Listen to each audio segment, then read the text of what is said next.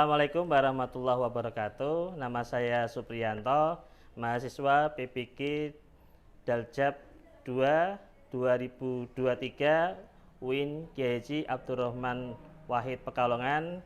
Hari ini akan mengadakan video pembelajaran pada hari Jumat tanggal 1 Desember 2023 materi sejarah kebudayaan Islam tentang strategi dakwah Rasulullah SAW di Mekah. Mari saksikan video pembelajaran kami. Terima kasih.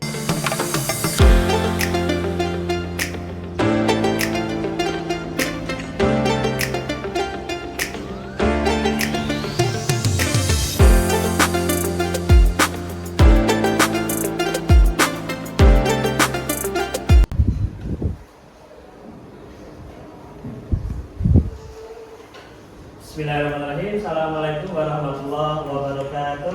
Waalaikumsalam warahmatullahi wabarakatuh. Alhamdulillah, la haula wala quwata illa billah. Amma ba'du. Bagaimana kabarnya? Baik.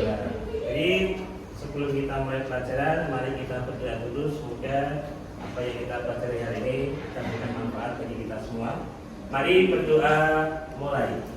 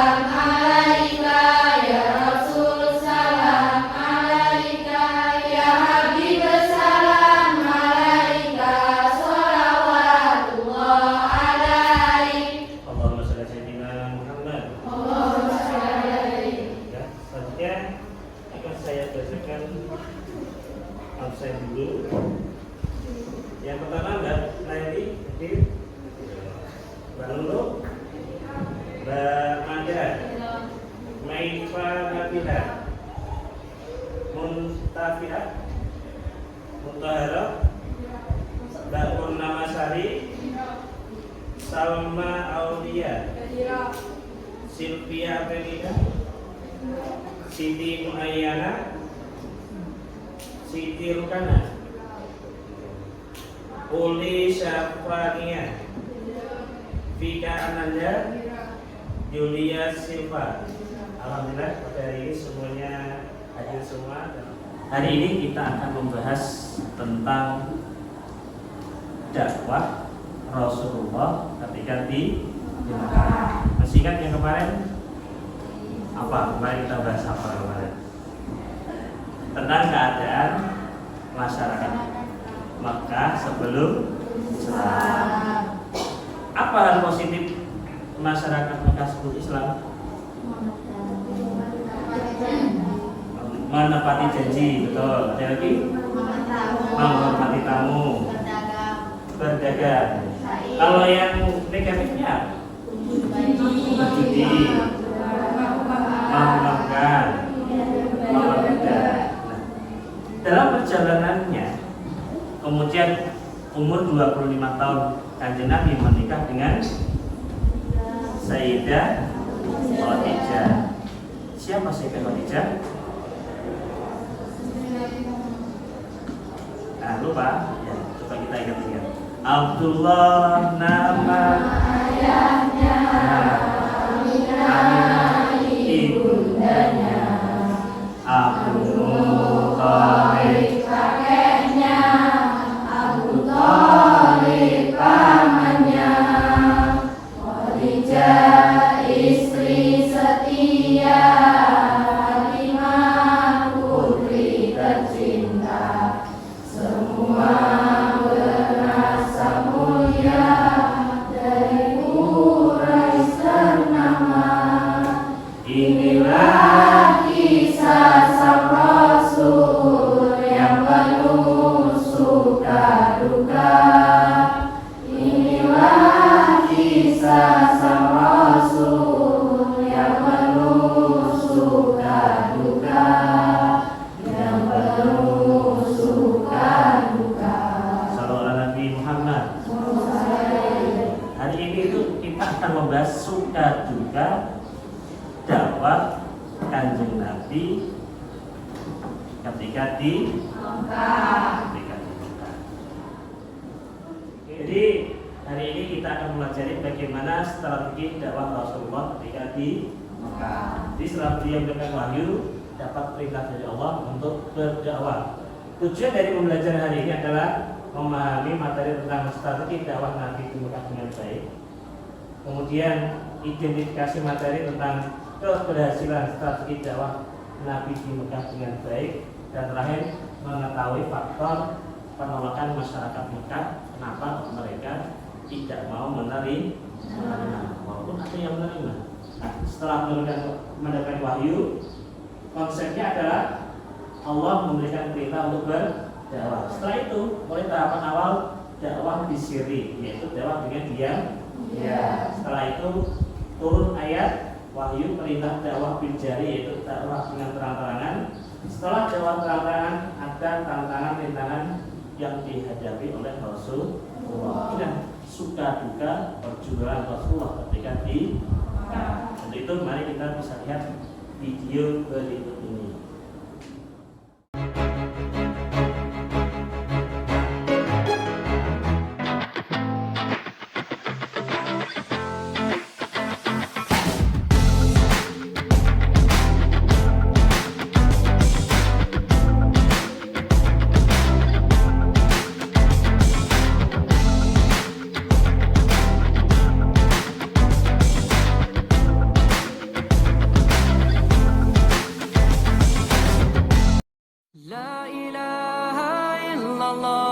Muhammadun Rasulullah alaihi salatullah wa alihi. Assalamualaikum warahmatullahi wabarakatuh. Setelah mendapatkan wahyu dari Allah dan pengangkatan kerasulan, Rasulullah Shallallahu Alaihi Wasallam mendapatkan tugas, yaitu agar memberi peringatan kepada kaumnya untuk menyembah hanya kepada Allah Subhanahu Wa Taala. Maka Rasulullah Shallallahu Alaihi Wasallam pun melakukan dakwah secara sembunyi-sembunyi. Sebagai tempat kelahiran dan pertumbuhan beliau Shallallahu Alaihi Wasallam, maka kota Mekah dijadikan Nabi Muhammad Shallallahu Alaihi Wasallam sebagai titik tolak dakwahnya. Pada awalnya, metode dakwah yang dilakukan Rasulullah Shallallahu Alaihi Wasallam bersifat sirriyah, yaitu sembunyi-sembunyi. Berlangsung selama 3 tahun pertama dakwah beliau Shallallahu Alaihi Wasallam. Hal tersebut mengingat kedudukan Rasulullah Shallallahu Alaihi Wasallam yang masih lemah, ditambah kandungan dakwah beliau yang sangat bertolak belakang dengan keyakinan prinsip masyarakatnya yang penuh dengan nilai-nilai kesyirikan. Lapisan masyarakat yang paling pertama beliau serukan ajaran Islam tentu saja adalah keluarga dan kenalan dekat beliau. Itu pun beliau pilih hanya kepada mereka yang ada tanda-tanda kebaikan pada dirinya. Usaha beliau tidak sia-sia. Pada hari-hari pertama dakwahnya, terkumpul sejumlah orang yang menerima dakwahnya dengan penuh keyakinan dan penghormatan terhadap Rasulullah SAW. Merekalah yang dalam sejarah Islam dikenal sebagai as-sabiqunal awalun, yaitu generasi pertama yang menerima Islam. Orang terdepan dari kelompok ini adalah istri beliau sendiri, Ummul Mukminin, yakni Khadijah binti Khuwailid. Kemudian budak beliau SAW, yaitu Zaid bin Haritsah. Lalu sepupu beliau SAW, yaitu Ali bin Abi Thalib radhiyallahu an, yang saat itu masih belia dan dirawat oleh Rasulullah.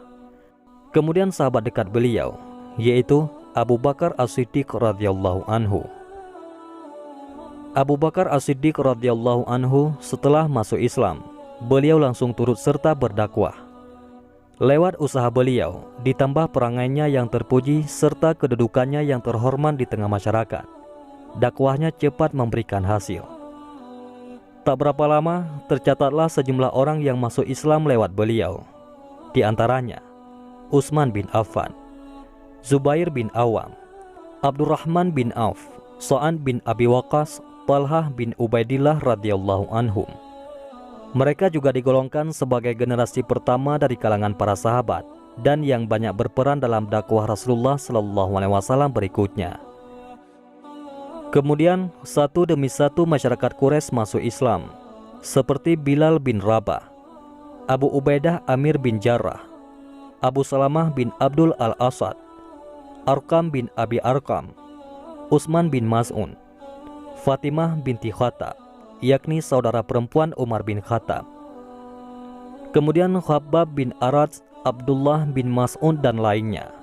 Mereka semua masuk Islam secara sembunyi-sembunyi.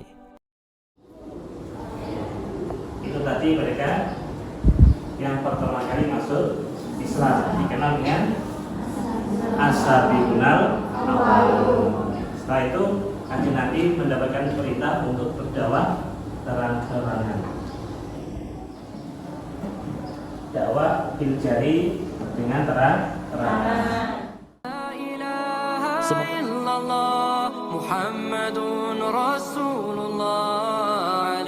Dakwah Nabi Muhammad SAW secara terang-terangan atau jahriyah.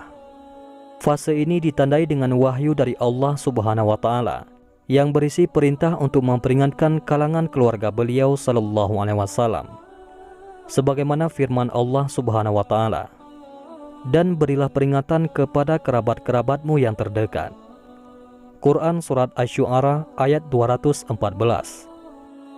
Setelah turun ayat tersebut, yang Rasulullah lakukan adalah mengumpulkan sanak saudaranya dari kalangan Bani Hashim. Maka berkumpullah sekitar 45 orang dari sukunya. Rasulullah SAW segera menyampaikan misinya. Segala puji hanya milik Allah. Aku memujinya, memohon pertolongannya, beriman dan bertawakal kepadanya.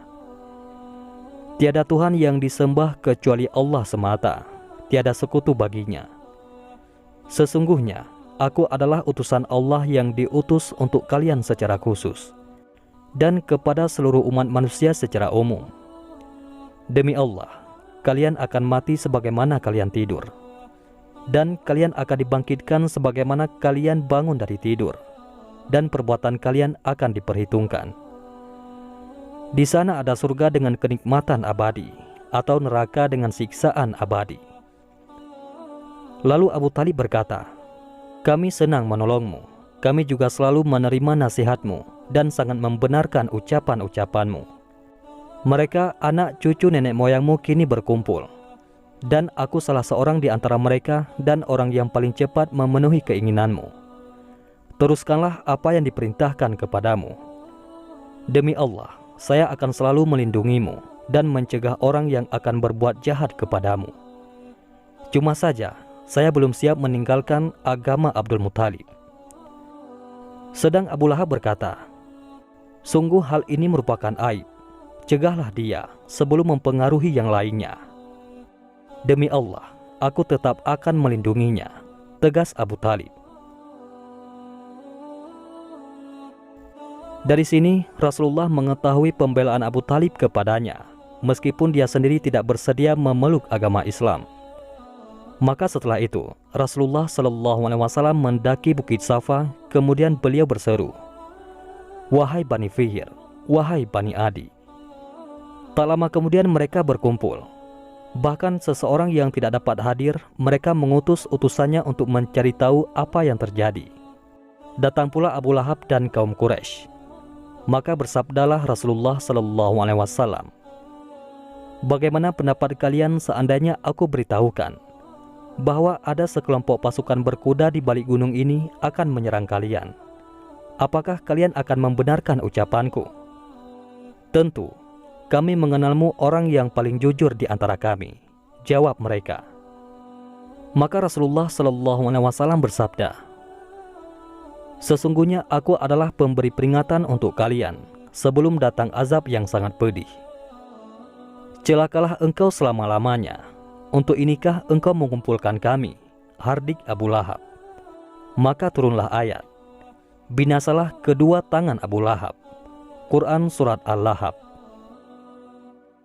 Di saat seruan Rasulullah terhadap kerabat beliau menjadi bahan pembicaraan, turunlah wahyu Allah Subhanahu wa Ta'ala untuk mempertegas misi dakwah Rasulullah kepada seluruh masyarakat. "Maka sampaikanlah olehmu secara terang-terangan segala apa yang diperintahkan kepadamu, dan berpalinglah dari orang-orang yang musyrik." Quran Surat Al-Hijr ayat 94. Jadi setelah dakwah terang-terangan, Nabi mengumpulkan seluruh utusan dari kabilah mengumpulkan di suatu tempat. Nah, di sini masih ada pembelaan dari paman beliau. Siapa yang membela? Abu, walaupun beliau belum bisa meninggalkan agama Abdul. Selanjutnya, setelah dakwah terang-terangan, akhirnya Kanjeng Nabi mendapatkan halangan, rintangan dari orang-orang Quraisy. Ya. Nah, berikut ini adalah halangan dan rintangan dakwah Rasulullah SAW di Mekah.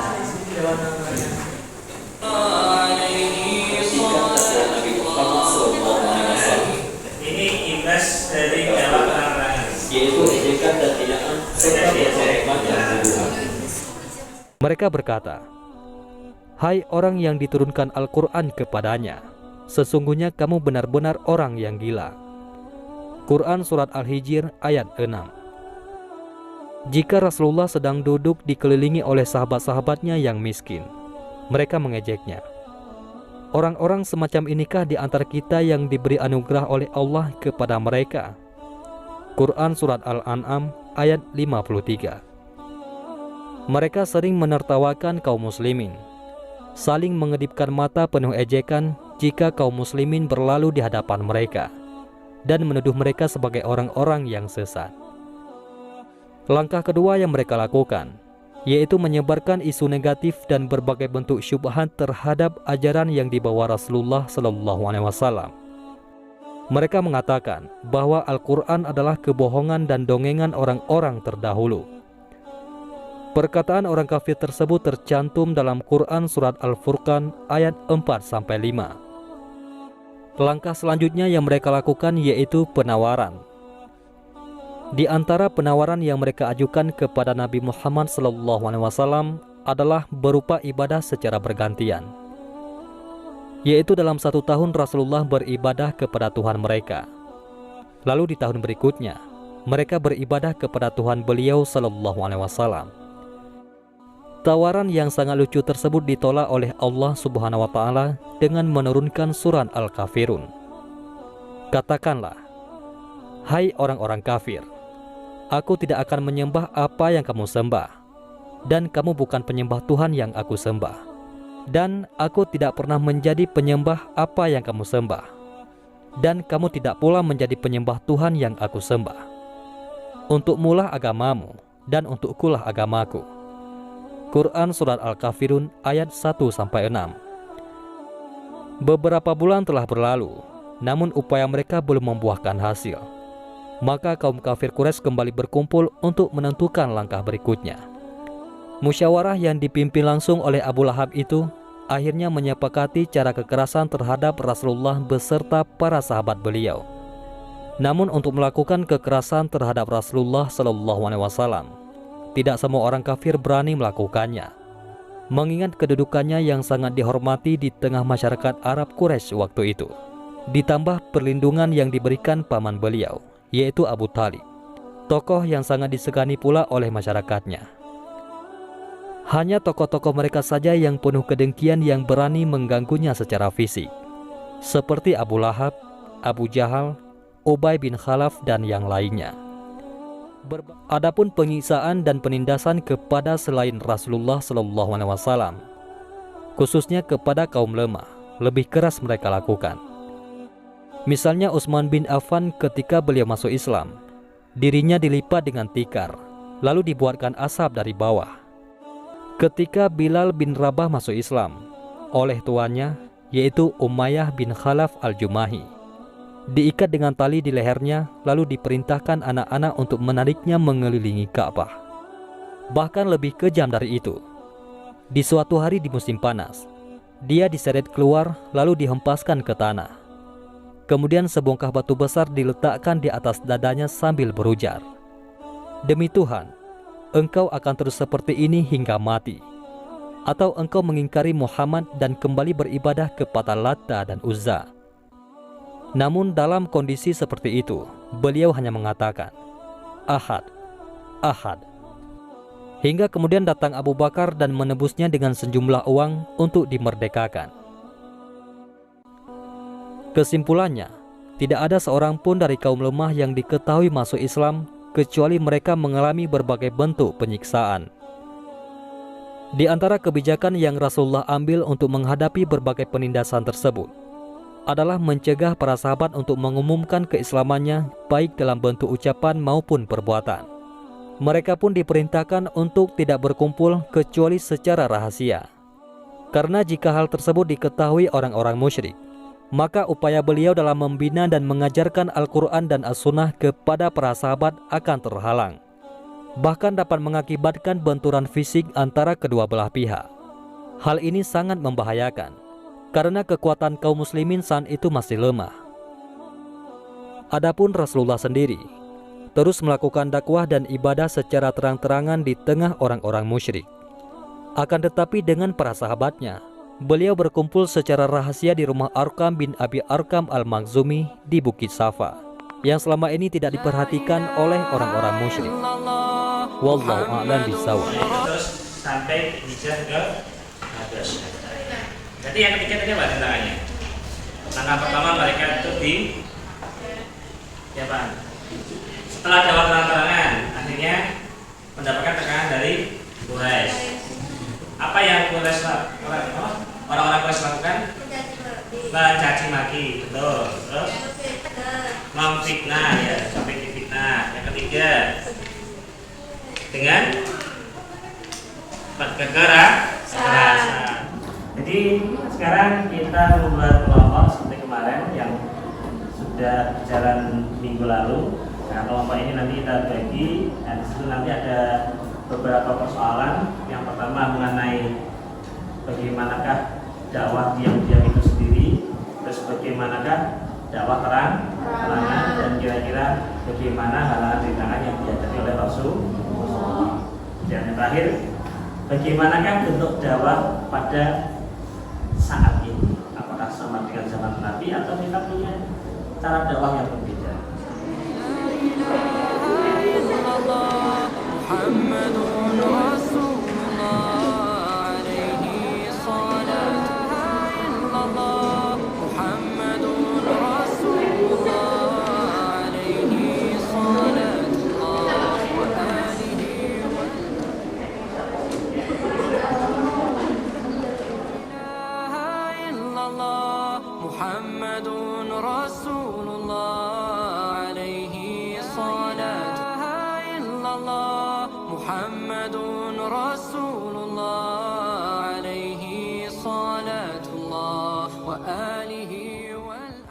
Ya, bagaimana? Semua sudah selesai? Sudah selesai belum? Oke. Selanjutnya diminta untuk mempresentasikan hasil eksplorasinya, pencariannya. Mulai dari kelompok 1, ya silakan siapa? Oh, silakan. Ini silakan. Dakwah secara diam-diam. Dakwah secara diam-diam menjelaskan bahwa Nabi SAW menjalankan perintah Allah dengan cara mengajak orang untuk menyembah Allah semata dan meninggalkan sembahyang yang lain. Namun beliau melakukan diam-diam agar tidak menghasilkan kaum Quraisy yang fanatik pada kemusyrikan dan paganisme. Rasulullah berdakwah tidak secara terang-terangan, seperti berbicara di tempat-tempat umum atau di tempat ibadah mereka. Beliau hanya berdakwah kepada sanak kerabatnya yang sangat dekat atau orang yang sudah beliau kenal baik. Hikmah dari dakwah Rasulullah secara diam-diam. Allah Subhanahu wa Ta'ala memberi ilham kepada Rasulullah agar memulai dakwah pada tahap awal ini secara diam-diam dan hanya kepada orang yang beliau yakini akan menerimanya. Tahap awal ini mengandung pelajaran penting bagi kaum muslimin saat ini. Tahap ini mengajarkan kepada umat Islam agar selalu membuat perencanaan yang matang dan mengambil langkah-langkah yang praktis dan efektif agar bisa berhasil meraih tujuan. Oke, terima kasih. Masih tepuk tangan untuk kelompok 1. Tadi dari kelompok 1, selanjutnya kelompok 2 mengenai dakwah terang-terangan. Silakan. Kalau berdiri. Assalamualaikum warahmatullahi wabarakatuh. Waalaikumsalam warahmatullahi wabarakatuh. Kami akan menyampaikan dakwah terang-terangan Rasulullah. Setelah Rasulullah SAW berhasil membimbing para sahabat di fase dakwah sembunyi-sembunyi dan membangun masyarakat muslim generasi awal yang sudah memiliki basis akidah cukup kuat, turunlah ayat yang menyerukan agar beliau berdakwah secara terang-terangan.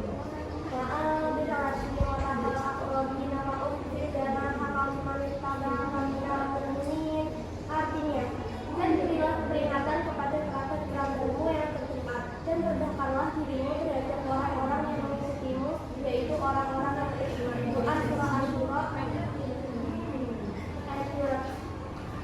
314 sampai 15. Hikmah 1. Mulailah dari diri sendiri. Seruan dakwah secara terang-terangan ini dimulai dari kerabat Rasulullah sendiri, yaitu dari Hashim. Dengan demikian, sebelum menyampaikan kepada orang lain, wahyu yang turun betul-betul tertanam dalam diri sendiri terlebih dahulu, sehingga lebih siap menerima dasar-dasar, aturan, dan hukum Allah. 2. Mengemban amanah publik. Setelah Rasulullah SAW mengajak kalangan kerabat sendiri, kemudian beliau melebarkan sayap dakwah lebih luas lagi ke lintas kabilah dan ke banyak tempat perkumpulan umat muslimin.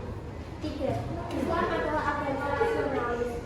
Orang-orang Quraisy Mekah yang kafir adalah mereka yang praktik kita pada nenek moyang mereka untuk memuja berhala. Padahal secara rasional tidak bisa diterima. Mereka menyembah benda mati yang tidak bisa berbuat apa-apa, tidak bisa memberi manfaat dan berhala. Mereka ciptakan sendiri, kalau mereka pula yang menyembah. Ini merupakan bentuk takut kita yang terdekat. Oke, terima kasih. Dari tepuk tangan. Tadi seluruh penyampaian yang sudah disampaikan oleh masing-masing kelompok. Sedikit kita mengulas apa yang dimaksud dengan dakwah diam. Disebut dengan dakwah bisiri. Kapan mulainya? Setelah Kanjeng Nabi mendapatkan wahyu yang pertama kali pada umur berapa? 40 tahun. Yang selanjutnya, apa yang dimaksud dengan dakwah bil jari? Dakwah secara terang-terangan. Betul, jadi dakwah bil jari itu dakwah secara terang-terangan. Setelah itu Kanjeng Nabi dapat perintah untuk dakwah terang-terangan. Setelah itulah kemudian mendapatkan banyak himpitan, tekanan dari bangsa Quraisy. Apa saja kira-kira tadi? Difitnah, betul. Satu lagi, dicemooh, dicaci maki. Terus ada yang sampai disiksa. Contohnya siapa? Bilal bin Rabah itu sampai disiksa hibrid, bahkan ketika siang hari pergi waktu, kasihan sekali itu. Tapi tetap beliau kerjanya ahad dan ahad. Ya, itu untuk pembelajaran kita hari ini. Semoga apa yang kita pelajari membawa manfaat bagi kita semua. Mari kita tutup pelajaran hari ini dengan bacaan hamdalah.